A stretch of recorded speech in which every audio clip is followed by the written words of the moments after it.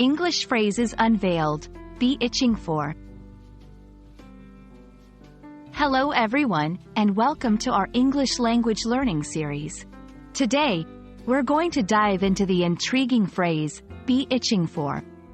This idiom may sound a bit quirky at first, but it's a common and colorful way to express a strong desire or eagerness for something.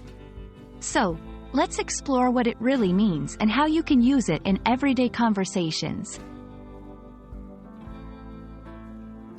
Be itching for is an idiomatic expression used to describe a strong desire or eagerness to do something. The word itching here isn't literal. It's metaphorical, suggesting a feeling that's as persistent and nagging as an itch. For example, if someone says, "I'm itching for a vacation," it means they are very eager to go on a vacation.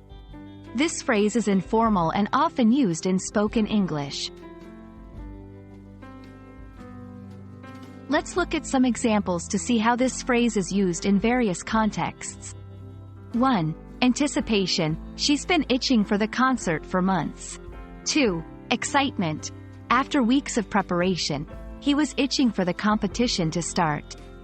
3. Impatience. I'm itching for the results of the test. These examples show how the phrase can express different shades of eagerness and anticipation. Appropriate contexts. Use be itching for in informal situations, like conversations with friends or in casual writing. Avoid informal settings. It's not suitable for formal or professional contexts. Synonyms. You can use synonyms like eager for, can't wait for, or looking forward to in more formal situations.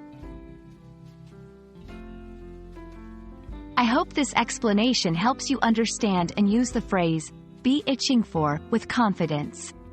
It's a fun and expressive way to convey your excitement or eagerness for something.